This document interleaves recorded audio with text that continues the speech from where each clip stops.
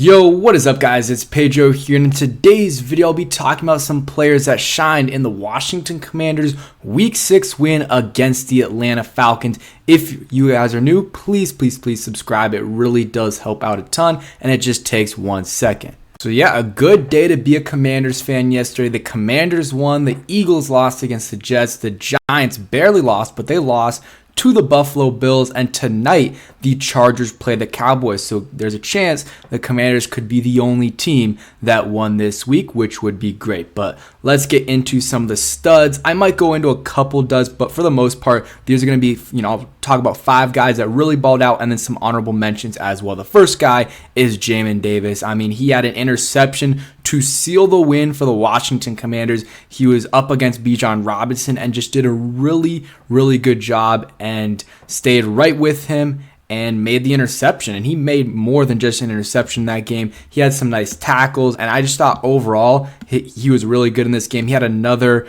play where he was covering Bijan Robinson as well. He had 8 total tackles in this game, 4 solo, had a sack, and then that interception. The sack, I mean, he just forced Desmond Ridder out of bounds, but still, that was a good play by Jamon Davis. And, every year he's gotten better. His first year, he was bad, really bad. Last year, he wasn't amazing, but he was average to maybe a little bit better. Right now, Jamon Davis is playing good football. He is playing almost up to where we drafted him in the first round. And if he continues to do that, that would be really good for this linebacker, for this defense, because he's been playing really well. That speed's there, and he finally is making some splash plays, some game-changing plays. I've been talking about it for the last 2 years.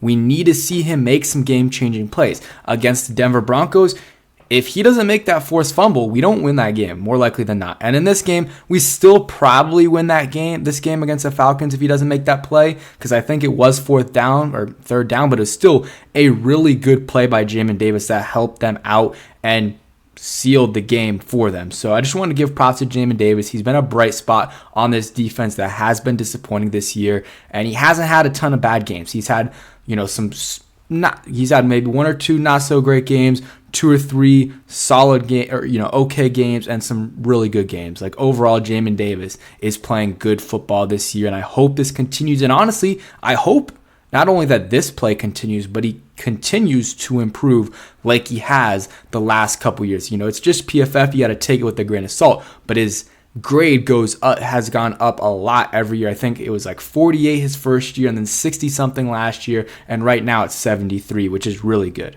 Or not really good, but it's good. Anything 65 or higher is solid. Okay, let's go on another guy. Kendall Fuller had an interception where he just jumped the pass and had a really good interception and returned it for a little bit. He had a bounce back game because that first game was not first game. The last game he had against the not Buffalo Bills, the Chicago Bears was not great. It was not great. He was getting beat by DJ Moore, but this game was a bounce back game for him. He had 9 tackles, 2 pass breakups, including an interception, and just had an overall pretty good game. Wasn't getting beat a ton. He got beat a few times, but he's also making some tackles in the run game as well, some clutch 3rd down tackles. He is so underrated. That in that aspect of his game, in terms of just making tackles for losses, or just not even tackles for losses because he didn't make any in this game, but just on those 3rd and 8 on those screen plays, he's able to tackle the receiver, whoever the ball carrier is, pretty early on. So just want to give some props to Kendall Fuller in this game, not only for his coverage, but it's for his tackling as well. And if you guys, let's see, I just want to, Nick Ackridge posted the grades for PFF. Jamon Davis had an 83 PFF grade, which is the highest, and then Kendall Fuller had an 80, grade as well. So both those guys balled out. I want to give some props to Sam Howell. 14 for 23, 151 yards, which I think he had 61% completion percentage. I think that's what it comes out to. 3 touchdowns, 120 pass rating. He had a good game. I think the stats make it look a little bit better than it was, because again, the sacks at some point, he's just got to get better.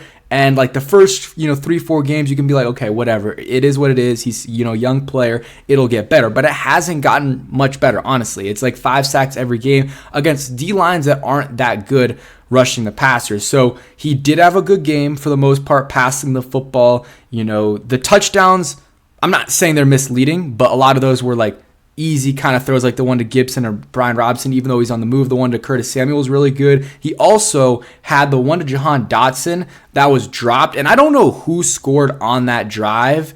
I think we scored on that drive, but like that is one that Jahan Dotson has to make, and that would increase his stats for sure. And then he also had one to De'Ami Brown that, it would have been a tough catch, but you'd have liked De'Ami Brown to have made that catch.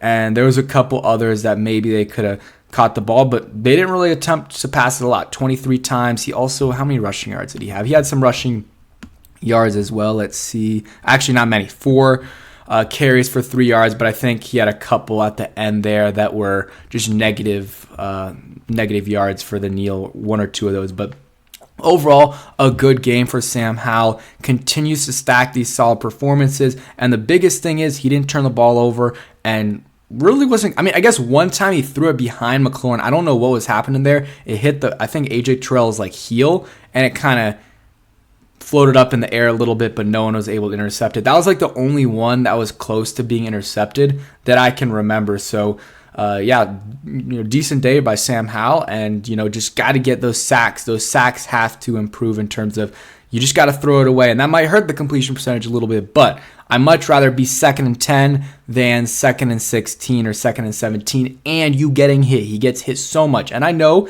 it's not super easy to just throw the ball away, but a lot of these quarterbacks, end up doing it. And if he wants to be elite in this league or be top 10 in this league, he's going to have to start to do that, because that's really the biggest weakness in his game right now is that. So he's just got to get better in that facet of his game, and I think that'll help out the Commanders a ton. And real quick, a word from our sponsor today. And a huge shout out to BetUS for sponsoring today's video. They're the leading online sports betting company. They've got great customer service and they are reliable. You have so many different sports to bet on. You got hockey, golf, tennis, soccer, baseball, football, basketball, and the NFL season is underway right now. You can bet on the Dallas Cowboys versus Los Angeles Chargers game today. The Chargers are 1.5 point underdogs, so let's hope the Chargers win this game outright. And if that happens, the Commanders are the only team to win this week. You can bet on Thursday night Jacksonville Jaguars versus Saints, and of course, the Commanders will be playing the New York Giants this Sunday, and they are 2-point favorites. And it's going to be at New York. So make sure you guys check them out. Use my link in the description. You get 125% first-time deposit match. It's a really, really good deal. Make sure you guys check them out. Link in the description, and bet responsibly. Okay, so we talked about Sam Howell. Now let's talk about another guy balled out, and that was Casey Tuhill. He had 2 sacks. 2 sacks in this game. Montez Sweat went down with a thumb injury, something like that. Casey Tuhill, I think the first play that, Montez Sweat was out, he came in, had a sack, and then had another big sack later on in the game. And he was making plays. He made more plays than Montez Sweat did, and he played less snaps than him. I think Chase Young, he didn't get sacks, but he was getting some pressures. You would like to see him finish a little bit more, but the pressures were there, and, we're helping some of the other D linemen finish a little bit more or get some more pressure. So do want to give a little bit of props to Chase Young. I don't think it was his best game, but you could notice him getting to the quarterback a little bit more than like Montez Sweat. But Casey Tuhill, again, let's look at his stats. He had 2 tackles, 2 solo tackles, 2 sacks, a tackle for loss, 3 QB hits. I thought he had a really good game in limited amount of action. And then I thought James Smith-Williams, he had a nice play as well. I think it was a run by Bijan or something, and he had 2 QB hits as well. Look at that. Him and Casey Tuhill combined for 5 QB hits. There was only 1 other QB hit on the team, and that was Jonathan Allen. So interesting stat right there for sure. But yeah, I just want to give props to Casey Tuhill there. And let's see. Let's go to the next guy, and that is Terry McLaurin. Don't have to talk about it too much, but he had 6 catches, 81 yards, was moving the chains a ton, especially in that first and second quarter. And yeah, he's been good for us, been our best receiver by far. People were talking about how Jahan's going to be better than him this year. I was like, hey, until Jahan does it, I'm not saying he's going to be, and it hasn't been remotely close. I mean, Curtis Samuel's been our second best receiver. He's another guy. Got to give him his props because Curtis Samuel has been good for the Washington Commanders. Not going to give him like one of these top 5 positions that I gave, but he's definitely an honorable mention. I mean, you look at Curtis Samuel, he had I guess they had given him 1 carry, but he had 4 catches, 42 yards, and a touchdown. I think 3 touchdowns in a row for him in consecutive weeks. He's been one of Sam Howell's favorite targets. And then again, Terry, I liked how they involved him a little bit more. Would like to see some more, deep attempts to him, but I liked how they involved him, got him some slants, got a screen, I think, going, and those 11 targets. That's a lot more than everyone else, and I love that. I absolutely love that. And, usually you're going to get more than 21 pass attempts, or I don't know why it says 23 for Sam Howell here, but it says 21 attempts. I don't know, but usually you're going to throw more than 21, 23 times. It'll probably be like 33, 34. The Commanders didn't have a lot of plays on offense, so let's say they throw normally 35 times. It's like 14 more targets that you can throw around. So maybe Terry doesn't get many more, but Curtis gets a couple more. Logan gets like 4. He usually gets more. And then Jahan and some of these other guys get more. So, yeah, not a lot of receiving yards, 151, but Terry and Curtis both balled out for sure. And, those are the main guys. And then Cam Curl, you just got to give him his flowers. He had a couple not so great games this year, but this game, I think, was probably his best game. I mean, he was all over the place, had 11 tackles, 3 pass breakups, had at least 1, maybe 2 tackles that forced the runner to stay in bounds. He had one of those tackles. I can't remember what game it was. I think it was the Broncos game. He had one of those tackles as well. Cam Curl is a smart football player. He makes plays. He makes tackles. Would like for him to make a couple interceptions, and I think he would like so as well, so he can get paid. But he has been a stud this year for them and has been a stud for us the last, his whole career here, 4 years basically. And yeah, I mean, I said he had a couple bad games, really just one. I think the Bills game was not so great, but really everyone had a bad game, and the defense as a whole, those, few weeks there, were not having a good stretch. But Cam Curl has been a very good player for the Commanders, and he's going to get paid this offseason. If he makes some more interceptions, he could get paid a lot more.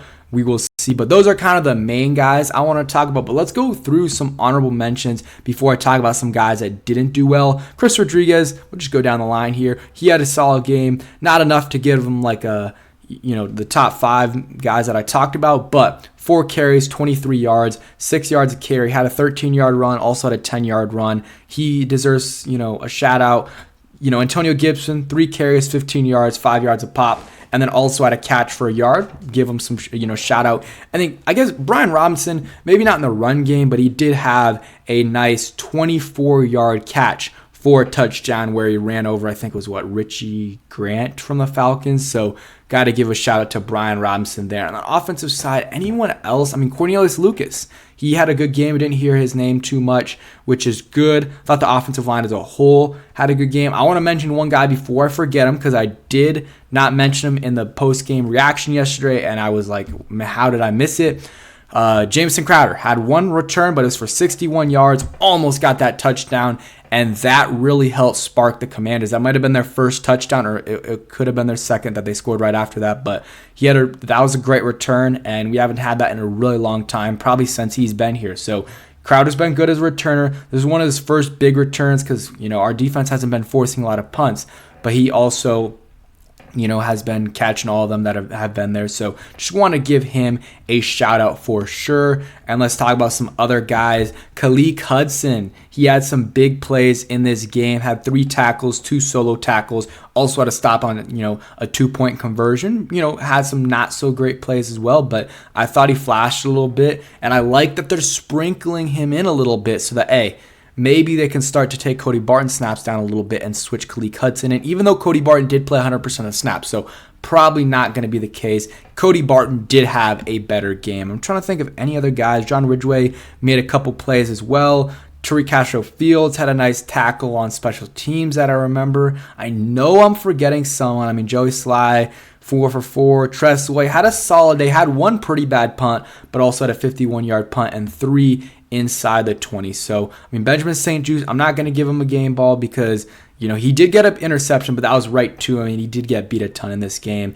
I want to give the one dud that I can really think of is Jahan Dotson. He did only get targeted once, but in that one target, he dropped that pass, and it was I want to see the all-22 version. It looked like it was a little bit too much, but it was a ball that he 100% should have caught. It was a good throw by Hal. And he's got to come down with that. And for a guy that's supposed to have great hands, this is his second bad drop this season. And I talked about it, guys. I talked about it this offseason and last year. His hands were not as consistent as most people thought they were last year. He had too many passes where maybe it didn't count as a drop on the stat sheet, but he didn't make the play. So that's the only guy that I really think didn't have a great game. And then I think the D-line, wish they would play a little bit better in terms. The run defense was good. Let's look at Bijan's stats. He averaged 2.8 yards a carry. He averaged 2.8 yards per carry. Our run defense was good. And then Algier averaged 3.9. He was a little bit better. But I wish we would get a little bit more pass rush because, Casey Toole had 2 of our sacks, and then one of them was just Ritter going out of bounds, which was Jamon Davis' sack. So want the D-line to do a little bit better in terms of getting pressure. If they can't get pressure against the New York Giants offensive line and Daniel Jones or Terod Taylor, I don't know who they're going to get pressure against. But yeah, man, overall good performance by the Commanders. Not really many duds, and that's great to see. Let me know in the comments if I missed any studs or duds. Quan Martin, I guess he had 3 tackles, a solo tackle. Also, on the Cody Barton roughing the passer, he forced a fumble. So it was limited snaps for him. I think they had him at 7 snaps. I think PFF had him at 4, but the snap sheet had him at 7. But he had a 91 PFF grade, which is a very small sample size. But I thought when he did play, he had a good game. So maybe you can slowly start to integrate him. And I think there's a chance he can be a solid player. But yeah, thanks for watching. Hope you guys enjoyed, and peace.